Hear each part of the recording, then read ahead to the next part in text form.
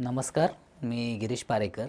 मागच्या लेक्चरमध्ये आपण 2021चे जे इतिहासाचे क्वेश्चन्स होते त्याचं ॲनालिसिस पाहिलं होतं. आज आपण 2022चा जो राज्यसेवेचा पेपर होता त्यातल्या हिस्ट्रीच्या क्वेश्चन्सचं ॲनालिसिस करूयात. तर माझ्याकडे नेहमीप्रमाणे सेट आहे. आता आपण पहिला क्वेश्चन पाहूयात. राष्ट्रीय पातळीवर ऑल इंडिया स्टेट्स पीपल्स काँग्रेसची स्थापना होण्यापूर्वी कोल्हापुरात जनतेची गाऱ्हाणे मांडण्यासाठी खालीलपैकी कोणती संघटना कार्यरत होती? एक आहे लोकसभा, दुसरी आहे राज्यसभा, तिसरी आहे विधानसभा आणि चौथी आहे परोपकारिणी सभा. तर ह्याचा आयोगाने दिलेला आन्सर आहे एक लोकसभा.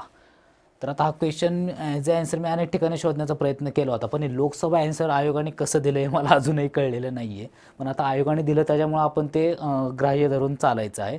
पण जर तुम्हाला कुठल्याचा संदर्भ लागत असेल तर तुम्ही जरूर कळवा. ठीक आहे. पुढचा क्वेश्चन घेऊयात आपण. पुढीलपैकी विजोड व्यक्ती ओळखा. एक आहे डॉक्टर लॉरा डिसोझा, दुसरा आहे सुधाताई जोशी, तिसरा आहे साने गुरुजी आणि चौथा आहे हिरवे गुरुजी. तर यामध्ये जर आपण विजोड व्यक्ती ह्याचं आयोगाने दिलेला आन्सर आहे साने गुरुजी. तर एक कसं आला आन्सर तर तुम्ही व्यवस्थित वाचलं असेल तर तुमच्या लक्षात येईल की डॉक्टर लारा डिसोझा, सुधाताई जोशी आणि हिरवे गुरुजी हे सर्वजण गोवा मुक्ती संग्रामामध्ये सामील होते. गोवा मुक्ती संग्राम जी गोव्याला पोर्तुगीजांपासून स्वतंत्र करण्यासाठी जी चळवळ झाली होती त्यामध्ये या तिघांचाही सक्रिय सहभाग होता आणि त्यामध्ये साने गुरुजींचा सहभाग नव्हता. त्यामुळे साने गुरुजी हे यामधले विजोड व्यक्तिमत्व ठरतं. त्यामुळे आपला आन्सर पर्याय क्रमांक 3 आलेला आहे. पुढचा क्वेश्चन घेऊयात. 1957च्या स्त्री शिक्षण विषयक राष्ट्रीय आयोगाच्या अध्यक्षा कोण होत्या? पर्याय क्रमांक 1 आहे अनुताई वाघ, पर्याय क्रमांक 2 शांताबाई दानी, पर्याय क्रमांक 3 दुर्गाबाई देशमुख आणि पर्याय क्रमांक 4 दुर्गाबाई भागवत. तर ह्याचं अचूक उत्तर आहे, हा बऱ्यापैकी स्ट्रेट फॉरवर्ड क्वेश्चन आहे, कारण हा प्रश्न आपल्याला HRDमध्ये शिक्षण म्हणून जो सेक्शन आहे त्यामध्ये देखील आपल्याला दुर्गाबाई देशमुखांबद्दल माहिती विचारली जाते. तर दुर्गाबाई देशमुख यांच्याबद्दल थोडंसं सांगायचं झालं तर दुर्गाबाई देशमुख या भारताच्या RBIचे पहिले भारतीय गव्हर्नर CD देशमुख यांच्या पत्नी म्हणून देखील ओळखल्या जातात. त्याचप्रमाणे महिला शिक्षणाविषयक त्यांचं कार्य अत्यंत महत्त्वाचं मानलं जातं. अनुताई वाघ यांच्याबद्दल सांगायचं झालं तर कोसबाड, ठाणे जिल्ह्यातील कोसबाड येथे त्यांनी शिक्षण क्षेत्रासाठी ग्रामीण शिक्षणातल्या शिक्षणासाठी जे प्रयत्न केले त्यासाठी त्या दुर्गाबाई भागवत या मराठीमधील एक प्रसिद्ध साहित्यिक मानल्या जातात. त्याचप्रमाणे शांताबाई दानी या मराठीमधील एक प्रसिद्ध दलित साहित्यामधल्या साहित्यिका मानल्या जातात. पुढचा प्रश्न पाहूयात आपण. डॉक्टर बाबासाहेब आंबेडकरांच्या पश्चात त्यांचे कोणते अनुयायी काँग्रेसचे सभासद झाले होते?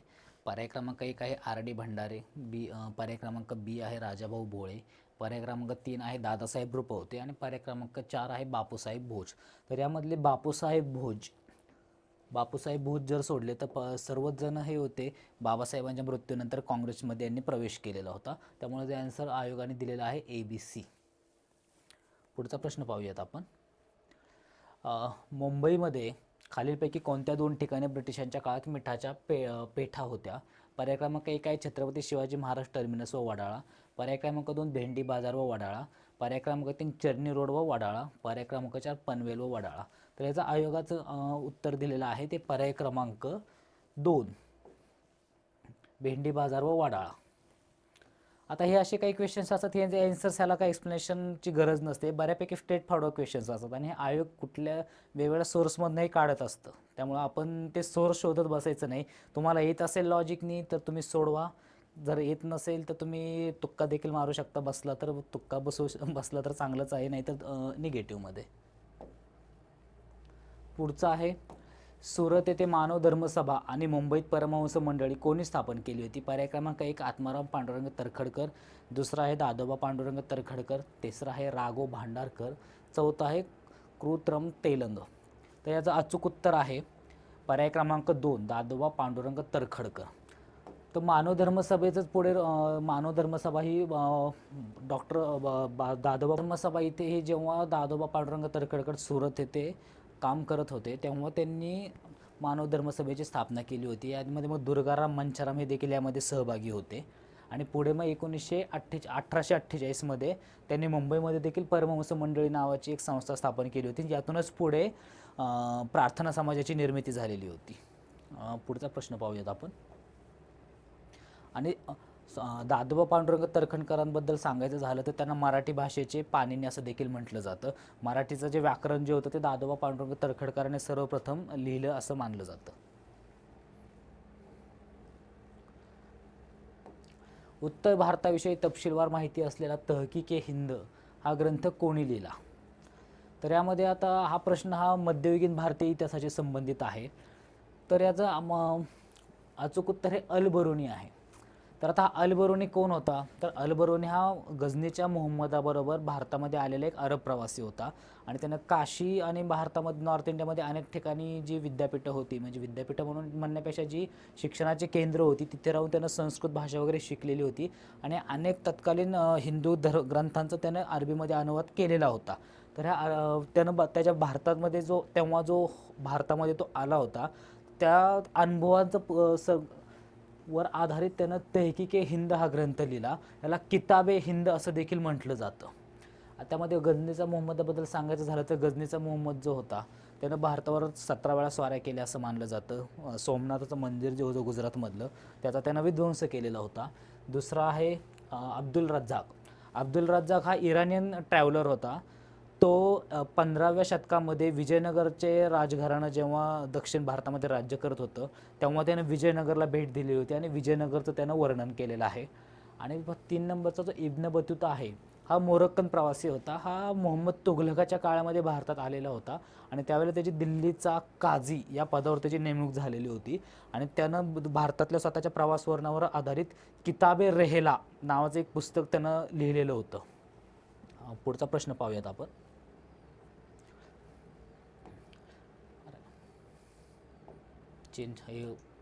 राजस्थानमध्ये मध्याश्म युगाची संस्कृती असणारे मोठे ठिकाण कोणते?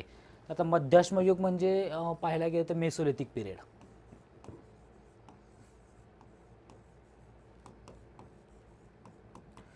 भारतामध्ये जे पाषाण युग जे आहे तर त्याचं पाषाण युगाचं 3 कालखंडामध्ये विभाजन केलं जातं. एक आहे पॅलिओलिथिक, लिथिक म्हणजे दगड, त्यावरून हे क्लासिफिकेशन केलं जातं. दुसरं आहे मेसोलिथिक आणि तिसरं आहे निओलिथिक.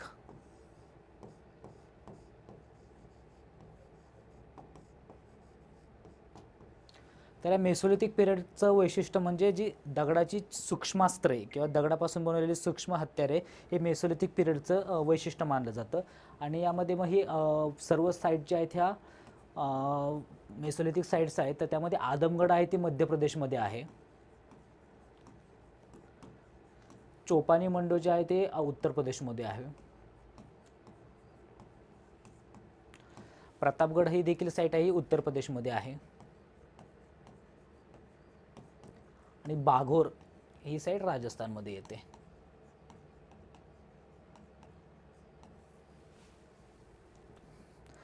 पुढचा प्रश्न पाहूयात आपण. या काही भारतातल्या मेसोलिथिक साईट्स आहेत, तुम्ही पाहू शकता. यामध्ये मध्य प्रदेशमध्ये आदमगड आपल्याला दिसते, इथे भीमबेटकाच्या शेजारी आदमगड आहे. चोपानी मंडो इथे उत्तर प्रदेशमध्ये दिसते तुम्हाला. त्यानंतर बागोर इथे राजस्थानमध्ये.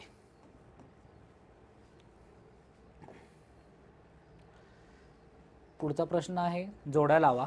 इथे महाजनपदे एका साईडला दिलेली आहेत आणि दुसऱ्या साईडला त्यात महाजनपदांच्या राजांची नावे दिलेली आहेत. पहिला आहे काशी, दुसरा आहे कोसल, 3 नंबरला मगध आणि 4 नंबरला वत्स.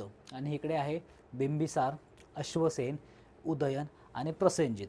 तर आता यामध्ये सर्व नावं लक्षात ठेवायची गरज नाही आहे. जर तुम्हाला मगधच्या राज्यघराण्यामध्ये कोण सत्तेवर होतं, तुम्ही बिंबिसार हे नाव जर ऐकलं असेल तर तुम्हाला प्रश्न सुटायला काहीच हरकत नाही आहे. सीचा आन्सर आहे मगधचा राजघराणा बिंबिसार. त्याच्यामुळे आन्सर अचूक आन्सर असायला हवं पर्याय क्रमांक 2.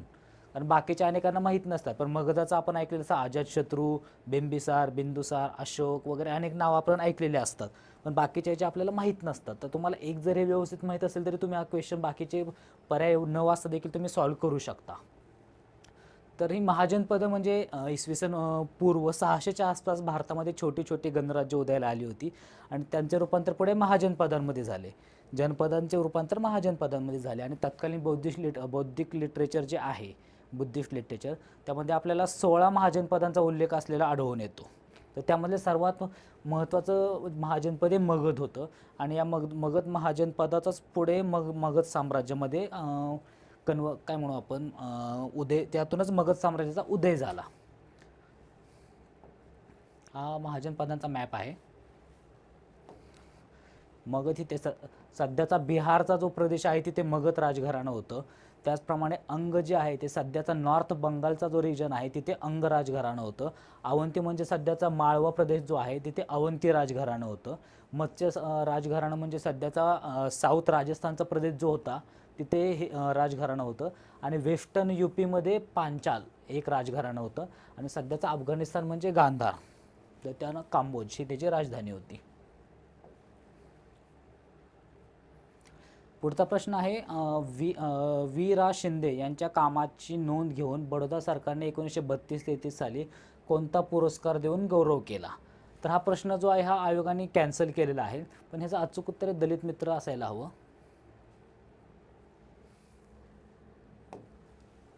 पण आयोगाने हा कॅन्सल का केला हे मला अजूनही कळलेलं नाही आहे.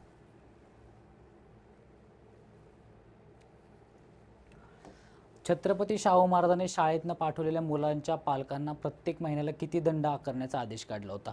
आता हा प्रश्न जो आहे यामध्ये कुठलं लॉजिक वगैरे काहीच नसतं. आता हा प्रश्न मी गॅरंटेडली सांगू शकतो की कोणालाही याचं अचूक उत्तर माहीत नसतं, कोणीही कुठं वाचलेलं नसणार. अनेकांनी हा गेस लावूनच हा क्वेश्चन सोडवलेला असणार आहे, त्याच्यामुळं हा क्वेश्चन कॅन्सलच करण्यात आलेला आहे. तरी असे क्वेश्चन जर असतील तर तुम्हाला माहीत असेल तर सोडवायचे, नाही तर माझं सजेशन आहे स्किप करा. नेक्स्ट क्वेश्चन पाहूयात आपण. 18 जुलै 1947 रोजी ब्रिटिश पार्लमेंटने कोणत्या कायद्याला मान्यता दिली. पर्याय क्रमांक 1 भारतीय फाळणी कायदा, पर्याय क्रमांक 2 भारतीय स्वातंत्र्याचा कायदा, 3 घटना मसुदा कायदा, डी घटना दुरुस्ती कायदा. खालीलपैकी कोणते विधान बरोबर आहे. पर्याय क्रमांक 1 ए आणि सी, पर्याय क्रमांक 2 ए आणि डी, पर्याय क्रमांक 3 फक्त ए, पर्याय क्रमांक 4 फक्त बी. तर याचा अचूक आन्सर आहे पर्याय क्रमांक 4 फक्त बी. तर कारण काय असेल याचं. भारतीय फाळणी कायदा, भारतीय स्वातंत्र्याचा कायदा, घटना मसुदा कायदा, घटना दुरुस्ती कायदा, यामध्ये हा तुम्ही पाहायला गेलात तर घटना दुरुस्ती कायद्याचा काही यामध्ये संबंधच नाही आहे. घटना दुरुस्ती कायदा वगैरे यामध्ये काही गरजच नाही आहे, त्यामुळे पर्याय क्रमांक 2 गेला. त्यानंतर भारतीय फाळणी कायदा आणि भारतीय स्वातंत्र्याचा कायदा, तर यामध्ये बी तर असणार आहे नक्की, त्याच्यामुळे इथे फक्त बी आता कुठेच सापडतो आपल्याला, कुठेच नाही आहे. त्याच्यामुळे पर्याय क्रमांक 4 हे याचं अचूक उत्तर असेल. आणि जर तुम्हाला एक्झॅक्ट माहीत असेल तर तुम्ही सांगू शकाल की डेट एक्झॅक्ट माहीत असेल तर तुम्ही स्पष्ट सांगू शकाल की 18 जुलै 1947ला ब्रिटिश पार्लमेंटने भारतीय स्वातंत्र्याचा कायदा पास केलेला होता. ठीक आहे, पुढच्या प्रश्नाकडे जाऊया आपण. भारतात चंद्रशेखर आझाद आणि सरदार भगतसिंग यासारख्या क्रांतिकारकांनी हिंदुस्थान सोशलिस्ट रिपब्लिकन असोसिएशन नावाची संघटना कोठे स्थापन केली. ऑप्शन्स आहेत ए मुंबई, बी नागपूर, सी कोलकाता आणि डी दिल्ली. आणि पर्याय आहेत पर्याय क्रमांक 1 फक्त ए आणि बी, पर्याय क्रमांक 2 फक्त सी आणि डी, पर्याय क्रमांक 3 फक्त ए आणि पर्याय क्रमांक 4 फक्त डी. तर याचा आन्सर अचूक उत्तर आहे पर्याय क्रमांक 4 फक्त डी.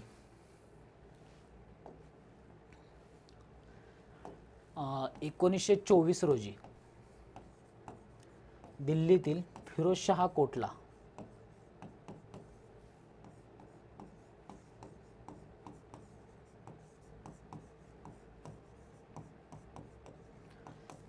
येथे या हिंदुस्थान सोशलिस्ट रिपब्लिकन असोसिएशनची संघटना स्थापन झाली.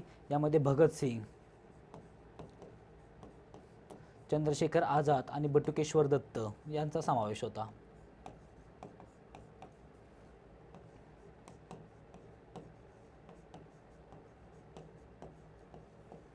हे यामध्ये सहभागी होते. पुढचा प्रश्न आहे, हा प्रश्न खूपच सोपा आहे. 1757च्या प्लासीच्या लढाईनंतर इंग्रजांनी मीर जाफरला कोणत्या प्रांताचा नवाब म्हणून नियुक्त केले. तर याचा आन्सर आहे पर्याय क्रमांक 2 बंगाल.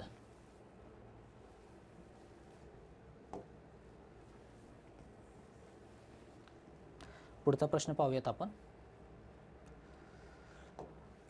इसवी सन 1206 ते 1290 या काळात राज्य केलेल्या गुलाम घराण्याची स्थापना कोणी केली? पर्याय ऑप्शन्स आहेत. ए मोहम्मद गझनी, बी मोहम्मद घोरी, सी कुतुबुद्दीन ऐबक आणि डी इल्तुमिश. तर वरीलपैकी कोणते विधान किंवा विधाने बरोबर आहेत? तर ऑप्शन ए आहे फक्त ए आणि सी, 2 आहे फक्त बी आणि डी, 3 आहे फक्त ए आणि 4 आहे फक्त सी. तर याचं अचूक उत्तर जे आहे ते फक्त सी. तर ते कसं येईल ते आपण पुढे पाहूयात.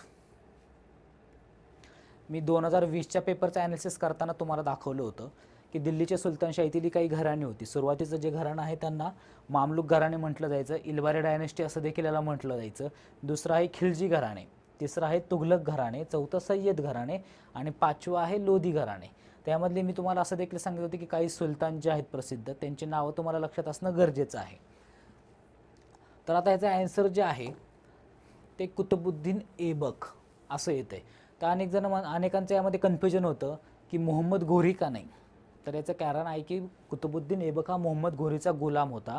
मोहम्मद घोरीनं तराईच्या लढाईमध्ये पृथ्वीराज चव्हाणाला हरून जेव्हा दिल्ली ताब्यात घेतली तेव्हा त्यानं दिल्लीचा कारभार संपूर्ण आपला जो विश्वासू गुलाम होता कुतुबुद्दीन ऐबक त्याच्यावर सोपवला होता आणि तो त्याचं मूळ राज्य घोर अफगाणिस्तानमध्ये जे होतं तिथे निघून गेला होता.